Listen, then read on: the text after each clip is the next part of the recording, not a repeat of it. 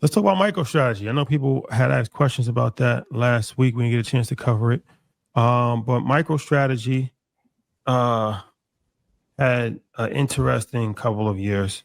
If you followed Michael Saylor and MicroStrategy, and it's interesting because they're still up year to date, $22, but they've struggled, and especially over the last like 3 months. Yeah. They peaked at 455 and now they're down to like 322. And some people can't fully understand that because it's been tied with Bitcoin. Bitcoin hasn't dropped as drastically as MicroStrategy, even though it's not at its all-time high. Bitcoin is not too far from it. So people have concerns about MicroStrategy. There's a few things to keep in concern. One is that they didn't get accepted into the S&P 500. That was something that hurt sentiment. Robinhood took the spot, and some people thought that MicroStrategy was going to be S&P 500. Michael Saylor gave an interview and said that that's not a big deal because he wasn't even thinking about the S&P 500. That usually doesn't happen until a couple of years down the line.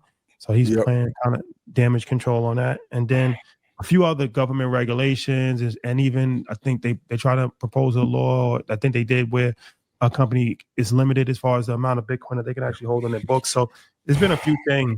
There's been a few things that have hurt MicroStrategy outside of the regular just tracking Bitcoin.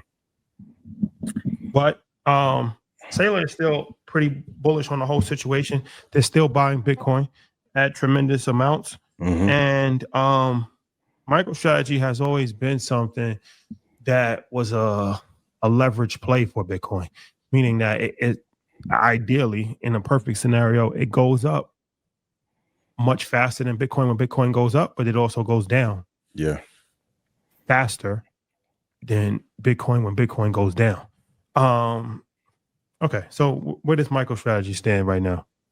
I think people are incredibly pessimistic at a time when they should be optimistic about it. I've had of course, my fair share of thoughts about Michael Saylor, but the lesson on diversification being a myth is clearly illustrated here. Hyperconcentration is the way to go. If it gets down to 298.17, it's a place that I really like it. The thing that I am worried about, which you illustrated, is that regulation of how much Bitcoin you can have on the books. And I'm going to be honest, I think it's unfair to do this to him now. Him and Kathy's situation are a little bit different, but I feel as if, and that crypto dinner was telling, who was at that proverbial table, I think they're picking on him. But Michael has been incredibly resilient, and having that many Bitcoins on their balance sheet is only going to be in their favor. So, but 298 is a price, if they get to that point, that I would love to have an entry on it. And I think they're just going through a down cycle now. But ultimately, they will be okay. I wouldn't worry about this too much. I think people who are also pessimistic may have bought too high in that 375 and above range, and it's just coming back to where it should be. But by next year, I think they'll definitely be okay. And especially if we start to get into recession talk or economic contraction, I think they're going to benefit incredibly well as a result, because all the money is flying to zones of safety like Bitcoin, MicroStrategy, NVIDIA, gold. People are trying to park money where they're going to get a guaranteed return. And on a dark horse side, I think MicroStrategy leads the pack. So you bullish? Yeah, for sure. You still bullish? For sure. I mean, if you believe in Bitcoin, you got to believe in MicroStrategy. Yeah, you can't. The fates are linked together. Yeah. Because this is an ultimate hedge. Like, I don't know what he's doing on the tech side outside of this, but to have this much focus on just one asset, and now Tom Lee is doing the same thing with Ethereum. Unless you think that the value of Bitcoin is going to go back to 50,000, which I see a lot of those reports coming out of it dropping to 72,000 or 50. I don't see it. There's too much institutional and global involvement for it to have that deep of a decline.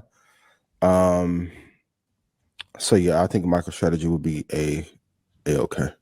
Yeah, it's just one of these things. If you watch when Bitcoin kind of consolidates, if you track it with MicroStrategy, you'll start to see it kind of consolidates as well. And so when it runs up to 125, it pulls back down to 110 or 115 where it's at now. You'll see MicroStrategy obviously come down a little bit just because of the buying power and the prices that it's buying at.